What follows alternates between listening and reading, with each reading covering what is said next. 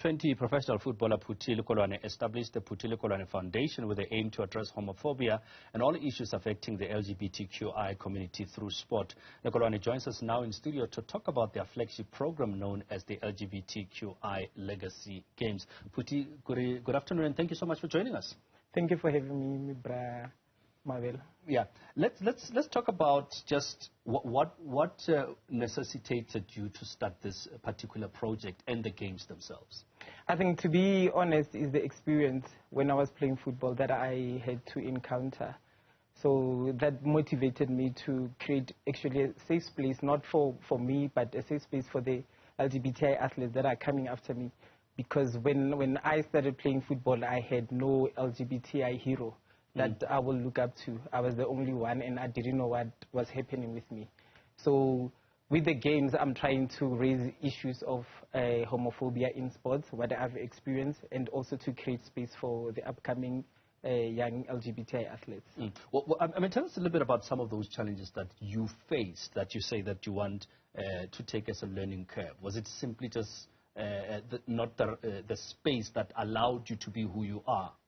I think being the first one, it was always going to be challenging, because now I think teams were not ready for LGBTI goalkeeper.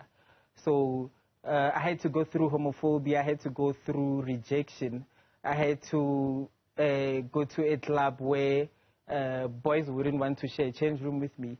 So it was very difficult for me, but then I'm happy that I went through that, and I can share the experience with the upcoming ones.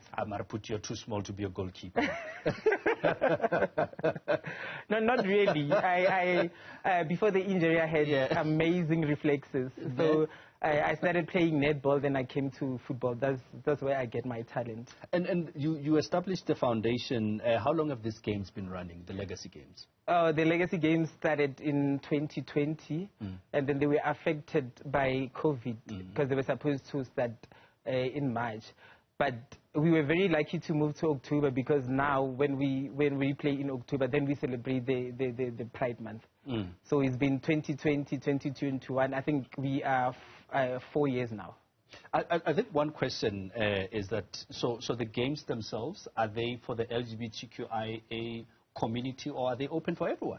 No, the games are very open for everyone, because we want you, Brakwena, to come to the games and we educate you about the challenges that we as LGBTI community are facing. So they are very open to everyone. And I mean, tell me about that. What has the response been in terms of just sending the message? I think it has been an amazing journey. I don't want to lie. The community of Tembisa, the community of Soweto, Davidton, they've responded very well. And I'm very lucky to be in that space, because at first I thought the community wouldn't respond well, but then I'm even fighting them for moving the games from one location to another location.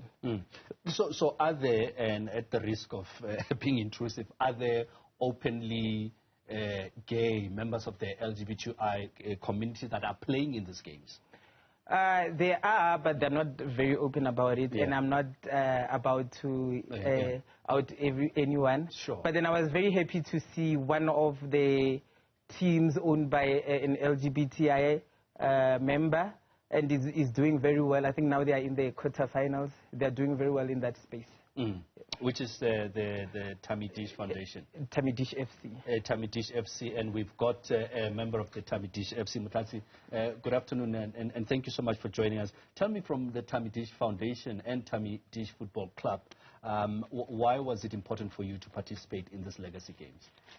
For us as the foundation, one of our biggest missions is to drive a message of inclusion, a message of representation, a message of inclusivity in various spaces. And our primary movement has been to drive education in various ways. And we thought that this could be one of the ways in which we drive a message of inclusion in various spaces. And we were quite inspired, obviously, by Phuti's work through the Legacy Games. And we thought this is one way that we can drive a message of people in the community understanding LGBT people. It's also quite a nice, entertaining way for us to be able to drive a message in a very easy way to understand for members of the lower community at a grassroots level.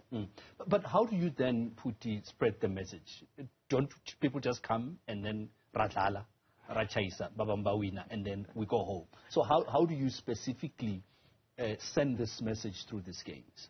It has been very difficult for us to spread the message, but we are very grateful to have Tamitish Foundation joining us, because now we are planning to educate the teams and the coaches and the players about inclusivity. But we've been spreading the message through our commentary team. So they've been educating people when the games are playing. Do you find that there is that space to allow people to be themselves, as it were? Because the biggest challenge with LGBTQI community is that sometimes certain spaces, like as Phuti said earlier on in sport, do not allow people to express who they are. It's never easy, but then I think this is why platforms like the Legacy Games are important, and our participation in such platforms is important. One of the things that we sought to do with the team that we have was to ensure that before they go into the games is to run a workshop of understanding sexual and gender diversity, so that when they go there, they become champions for us within, the spaces that they occupy in the community. So they're able to say, yes, we might not necessarily be LGBTI, but then we are part of an LGBT organization, and we are here to spread the message that that particular organization stands for. So this year, Phuti, where are we in terms of the tournament? How many teams have started, and what is the process to get to the eventual champions? This year we actually spread our wings. Normally we do top 32 male teams, but then this year we included under 21, 16 teams. We included 20 netball teams. We included 8 ladies teams. So at the moment, tomorrow we are playing the quarterfinals for the seniors, and then the semis will play on Sunday for the seniors and the under 21. And everybody will come on the 28th and play the finals. I'm glad you mentioned like netball. So are any plans to expand beyond just the mainstream sports? We're looking into that, because this is actually big for us, but we want to go into that space where we accommodate everyone. And how's the Tamitish FC doing? We've made it to the quarterfinals, and the boys are quite confident that they'll make it. They'll be the champions this year, so they've been playing quite well. They've led in all the matches that they've played, so I think we are going to have a good run. Yeah. And how are you finding the level of competition at the games? Look, I mean, the last match that we played in was, had us on the edge of our seats as we were watching. But then I think we've got a good team. They played quite well. At some point I felt that the other team was quite defensive, but well, I think they had to be, because they could see that we were dominating. Yeah, well, defense sometimes wins matches.